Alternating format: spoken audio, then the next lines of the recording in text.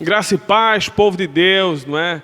Voltamos em mais uma semana com esse projeto maravilhoso, não é? Projeto Edificados, levando até o seu smartphone, a telinha do seu computador, mais uma escola bíblica. E na lição de hoje, a lição de número 4, estudaremos a degeneração da liderança sacerdotal, né? Iremos estudar, baseado no livro de Samuel, a família do sacerdote Eli, e mais especificamente os seus 2 filhos, não é?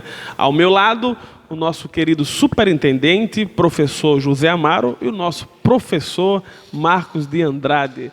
E vai ser um prazer estar com vocês nesses poucos minutos, debruçando e aprendendo mais da palavra do Senhor. Mas eu quero orar com você para que o Espírito Santo abra nossa mente, ilumine a tua mente e você possa beber das coisas do alto. Amém?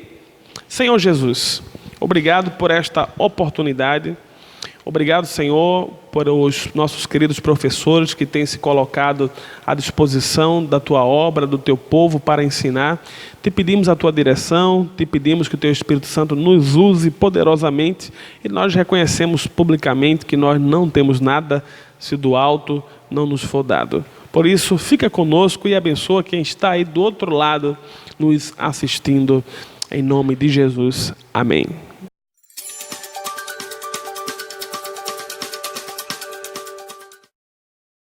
Muito bem, povo de Deus, o texto áureo vai trafegar aqui em 1 Samuel, capítulo 2, versículo 23, que diz o seguinte: E disse-lhes, por que fazeis tais coisas? Porque ouço de todo esse povo os vossos malefícios. E a verdade prática nos diz o seguinte: evitemos o pecado a todo custo, pois a sua prática leva-nos ao mais baixo nível espiritual e moral. Então nós iremos caminhar, passear à luz desses versículos, desse versículo e desta verdade prática. Professor Marinho, entrando no capítulo 1, a degeneração dos filhos de Eli, nós compreendemos introdutoriamente que não apenas, não é, os filhos de Eli,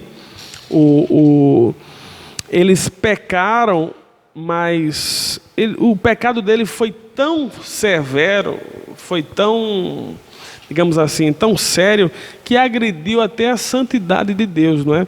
Então, como a gente pode compreender à luz dessa degeneração dos filhos de Eli, esse ponto 1 que fala quando não valorizamos o Deus que nos deu esse serviço? A paz do Senhor, pastor. A paz do Senhor, povo de Deus. Quando não valorizamos o que Deus nos deu, trata aqui do relato que, segundo o bíblico, Eli, já de idade avançada, já com 98 anos de idade, se mostra, como disse a luz da palavra, seus olhos já não enxergavam mais tão bem, já era com dificuldade na idade. Seus filhos, Ofni e Finéias, que seria na linhagem sacerdotal, também não valorizavam a palavra de Deus e a sua posição que Deus lhe dera, degenerando-se, transformando a casa de Deus, a casa do Pai, em um lugar de imoralidades sexuais. Aí vem e traz as suas consequências com isso. É claro que dentro da palavra de Deus nós vamos ver que Eli, sendo um homem cuidadoso com a palavra de Deus, não tem relatos de nenhum males o quais ele foi praticado entre abusos cometidos por este homem de Deus. Porém, seus filhos não andaram segundo o caminhar do seu pai. E logo isso trouxe consequências. Por quê? Logo o Senhor não demora em derramar sobre ele a ira sobre a casa, a rebeldia dos filhos e sobre a casa de Eli.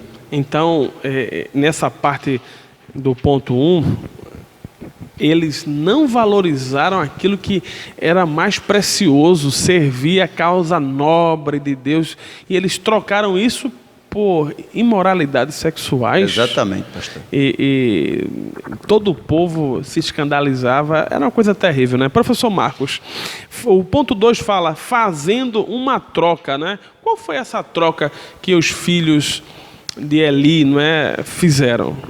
Infelizmente, como pode, né?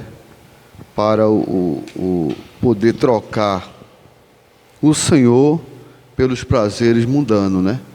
Como está escrito aqui no livro de Timóteo, infelizmente no capítulo 3, 4, diz que traidores, obstinados, orgulhosos, mais amigos dos deleitos do que amigo de Deus.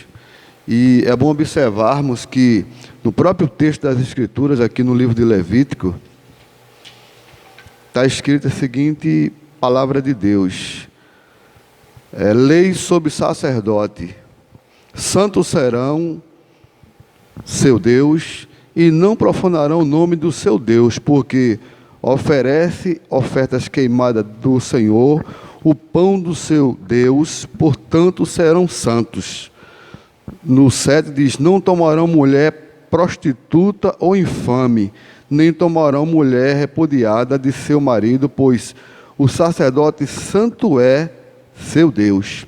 Então, diante de um quadro desse, nós observamos que desde já o Senhor implanta a lei sacerdotal para esse sacerdote. E eles, infelizmente, né, errando, pecando contra Deus, preferem os prazeres mudando do que a adorar e servir a um Deus maravilhoso. Professor Marinho, nós compreendemos também que para esse tipo de pecado tem uma consequência, não é? O ponto 3 fala exatamente sobre isso, sobre essas consequências para quem peca contra Deus. A gente peca, nós pecamos e estamos aqui sujeitos ao pecado. Mas me parece que o Ófine e o Finéias, eles não cometeram um pecado como os demais, não é, do povo de Deus cometeram esse pecado. Eles pecaram diretamente contra a santidade de Deus. E quais foram, baseado aí no nosso ponto 3, as consequências para esses dois filhos, né, do sacerdote? É interessante, pastor, que nas suas palavras, quando falou que nós pecamos, quando nós pecamos, um homem peca contra o outro, entra aí o poder do juízo, a justiça divina aqui na terra, tudinho. Mas quando se trata como Ófine e Finéias, que pecaram contra Deus, aí torna-se totalmente uma coisa diferente. Não tem juiz, justiça aqui na terra que possa julgar a causa dele. Então a situação dele tornou-se bem mais complicada, porque foi diretamente o próprio Deus que julgou a causa dele. Pecando contra o homem, Deus pode ser até o advogado de alguém. Boa, né? Mas pecando contra Deus, quem será o advogado dessa pessoa, né? O mais triste é o Eli, por sua vez, trazia a eles ao entendimento do erro que ele estava, e com eles isso não vindo ao arrependimento, a ira de Deus se acenderia rapidamente contra ele. Então foi aí as consequências para quem peca contra Deus. Deus jamais vai deixar impune quando um homem que tem compromisso com a sua palavra, que, como nós estamos estudando, quando a gente deixa de valorizar o que Deus nos deu, quando a gente faz uma troca e quando a gente está nessas condições, Deus não deixa impune quando nós tratamos pecando contra Deus. Estamos finalizando esse ponto 1 e eu quero levar você... Quero levar você a compreender, você que é aluno da nossa escola bíblica, a responsabilidade de ser um líder diante do povo de Deus. Por isso que você deve sempre estar orando pela sua liderança, orando pelo seu pastor. Como a sentença aqui diz, que os que estão à frente do rebanho do Senhor devem ser exemplo em tudo. Então você imagine que a responsabilidade do seu líder, do seu pastor, não é apenas em pregar, como alguns pensam, mas a responsabilidade é ser exemplo. Então, que Deus nos ajude e que você possa também nos ajudar em oração. E nós vamos entrar agora no ponto 2, né? O professor Marcos irá nos ajudar a entender a sentença do juízo de Deus, não é? O ponto 1 fala a experiência profética de Samuel, e a gente vai aí se debruçar um pouco mais à luz desse ponto 2. Professor Marcos, né, a experiência profética de Samuel, com referência aí à sentença do juízo de Deus. É bom observarmos que naquela época era um pouco difícil ou raro ouvir a voz de Deus. E o interessante para você, aluno, para você, observador da palavra de Deus, é bom entendermos que Eli, embora estivesse com 85 anos de idade, já uma idade avançada, mas o Senhor, né, ele, através de Samuel, e o interessante disso tudinho é observarmos que um jovem, né, e Eli, mestre de Samuel, mas é mais fácil Samuel observar a responsabilidade que ele tinha para com Deus, e foi e trouxe o recado de Deus para Eli, trazendo com isso a sentença de juízo. Então Deus não tem limite de idade. Quando Deus quer falar, ele usa ancião e usa também jovem, né, professor Marcos? É verdade. A gente observa aqui que tal experiência mostra que Deus, ele não faz acepção. O que podemos aprender com isso?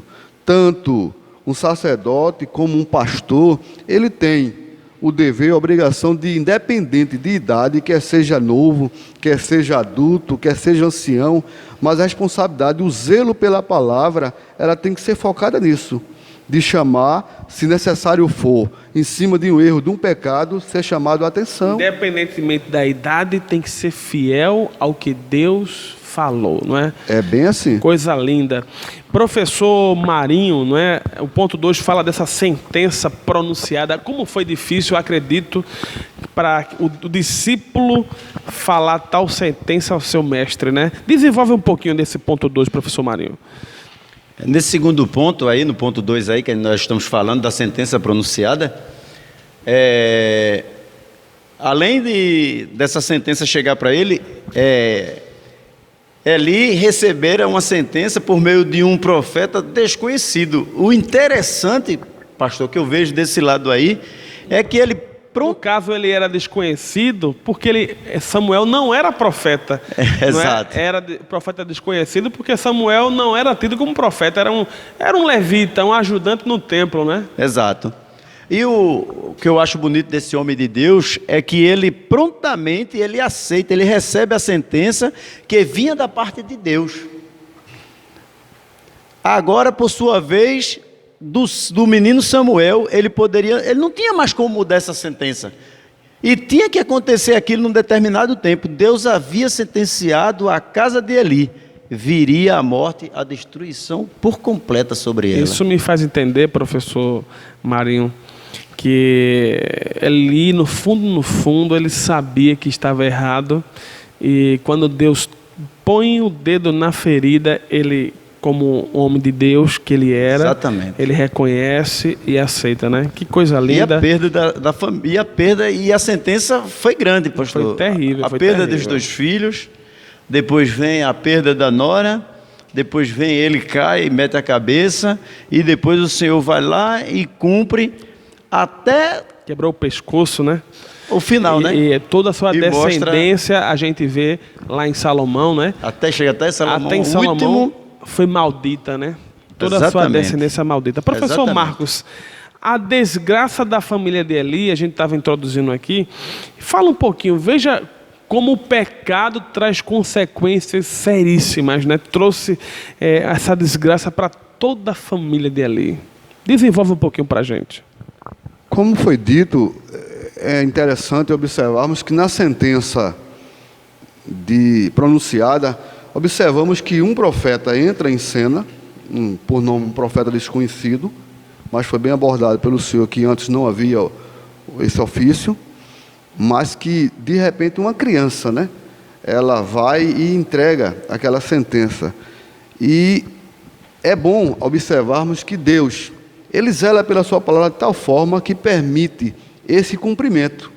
como foi dito, uma sentença pronunciada, e aqui ela é cumprida, quando você fala que na desgraça da família de Eli, acontece a morte dos 2 filhos, e a seriedade do negócio é tão sério, que se você observar, 85 sacerdotes vêm a morrer por conta dessa situação. O pecado de 2 homens, todo um clã padece.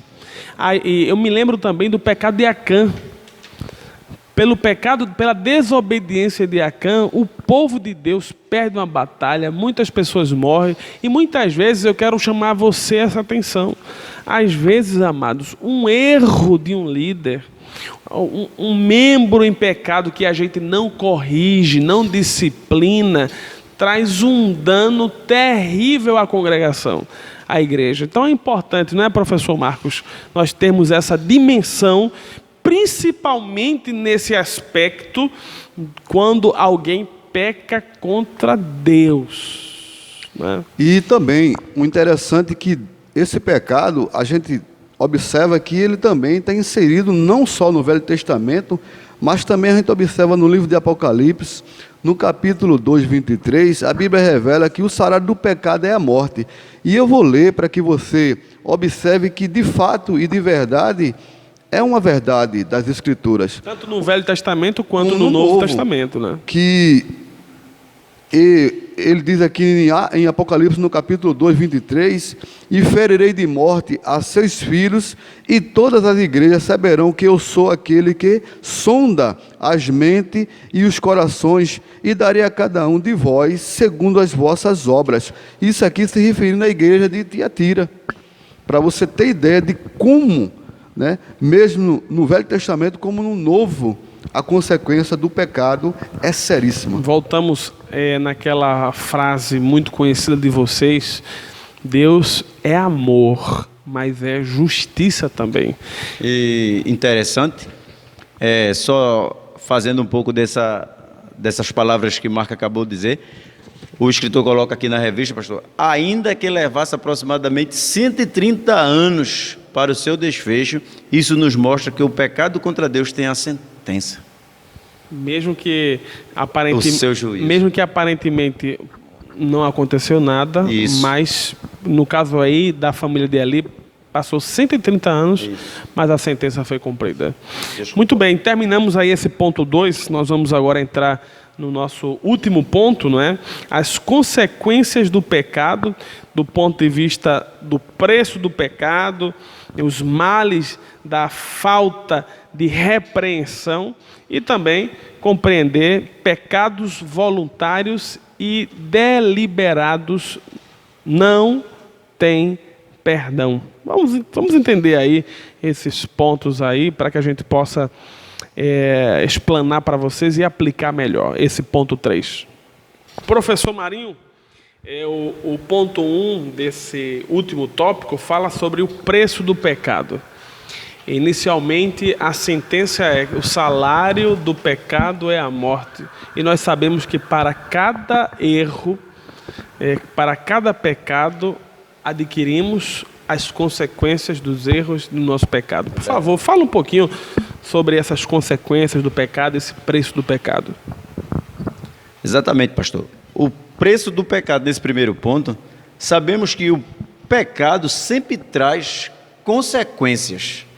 Está aqui alguns exemplos que a Bíblia aqui nos revela, deixa para a gente aqui. O escritor aqui colocou 3 exemplos, muito bem colocado. A expulsão de Adão e Eva do paraíso, com a morte física e espiritual, está lá em Gênesis. O segundo ele colocou aqui, Acã e a sua família perderam a vida, sem contar a perda também de homens de Deus na guerra. Sabemos que naquela batalha contra a cidade de Ai, o povo perdeu a batalha, tudo envolve as consequências do pecado de Acã.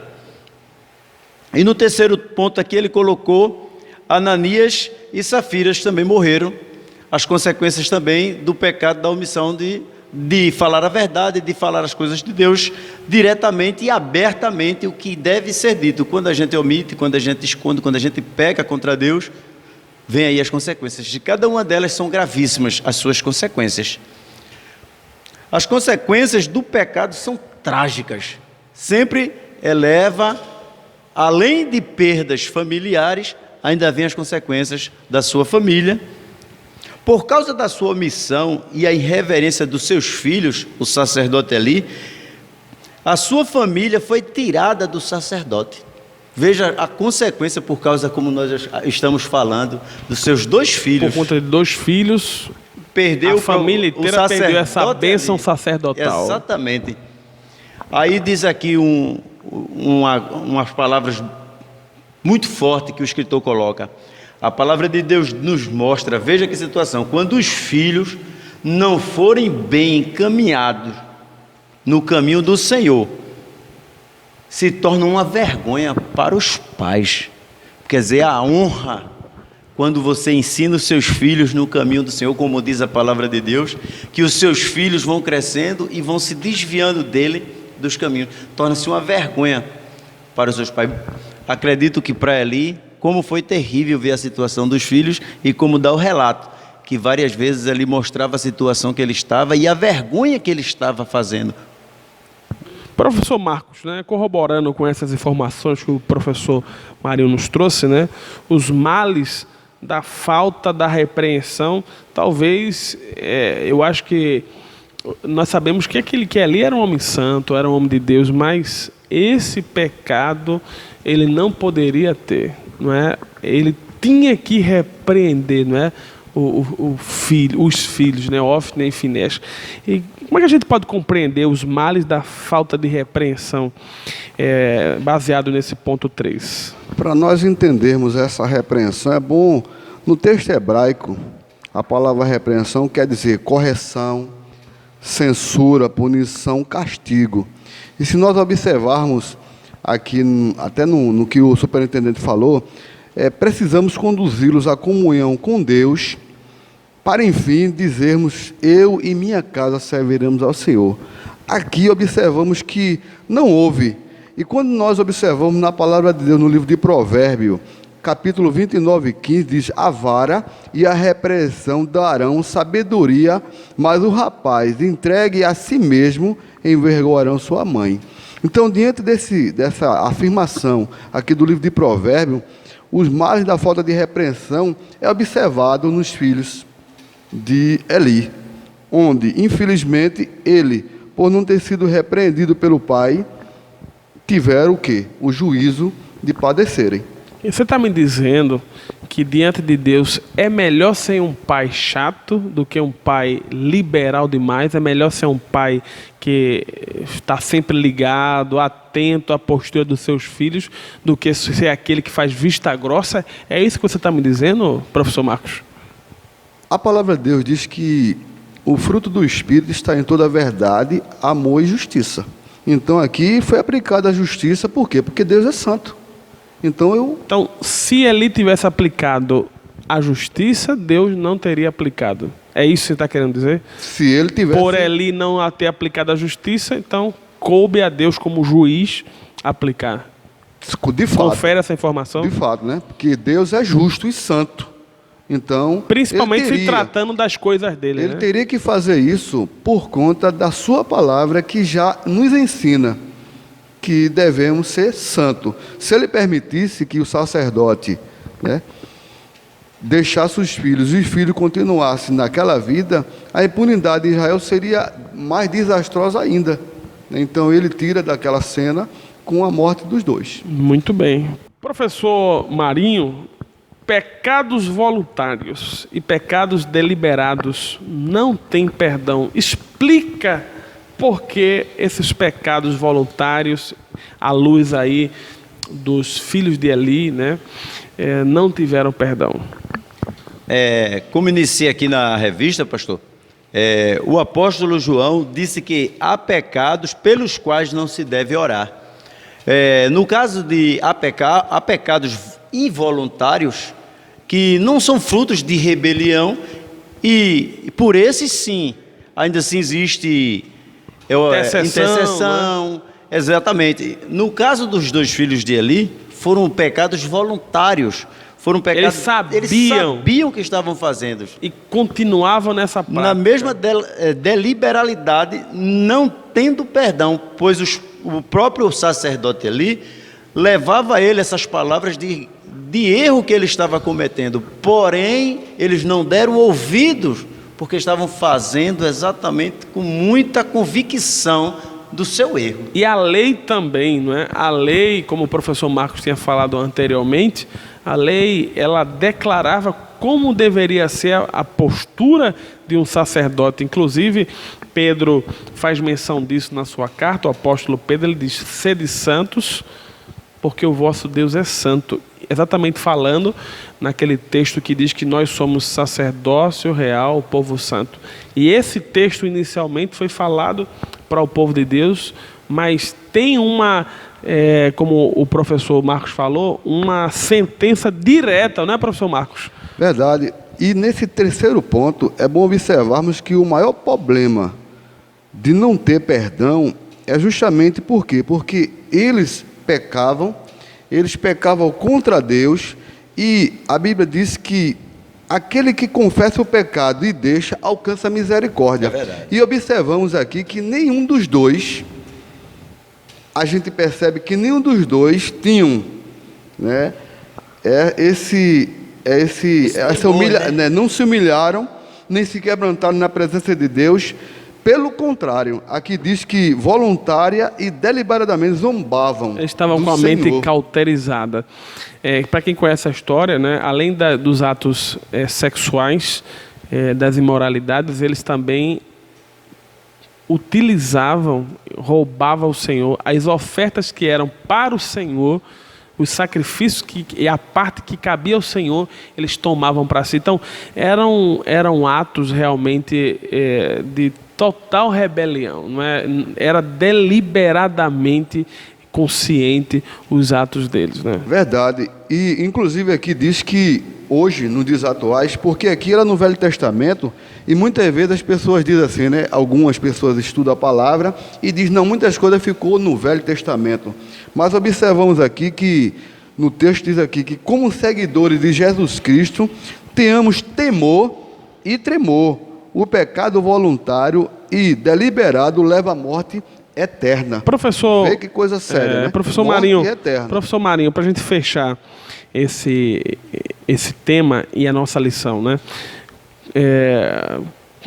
Então, o pecado que é deliberado, o pecado que é voluntário, que é consciente, esse vai ter consequências. É isso que a palavra do Senhor afirma.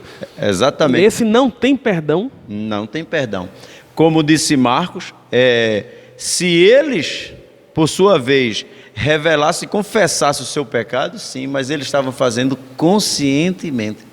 E contra esses não há perdão. Entendo. Muito bem, né? Para você que não sabe, na teologia sistemática existe um capítulo chamado Ramatiologia, que é o capítulo da teologia sistemática que trabalha só sobre o pecado. Nós caímos numa cilada quando pregamos o amor de Deus e esquecemos de falar também que o mesmo Deus que é amor, é justiça, e nos seus atributos, né, entra a santidade e entra vários outros aspectos. Estamos abordando hoje sobre o pecado, para lembrar você que como Deus é santo, Ele está totalmente afastado do pecado. E a palavra do Senhor diz que o que nos afasta de Deus é o nosso pecado. Então que você possa meditar. Se você conhece alguma prática sua e você sabe que é errado e continua, peça misericórdia a Deus agora, porque aquele que peca consciente, esse não ficará impune. Que Deus te abençoe. Eu quero dizer que essa lição aqui virtual não substitui nosso encontro aos domingos, nosso encontro em classe. Minha palavra de gratidão ao professor, né, superintendente José Amaro, na nossa intimidade Marinho. Minha palavra de gratidão ao nosso professor Marcos Andrade. E que Deus possa te abençoar. Estamos aqui para edificar a sua vida no poder do Espírito e da palavra do Senhor. Tchau, tchau e até a próxima semana.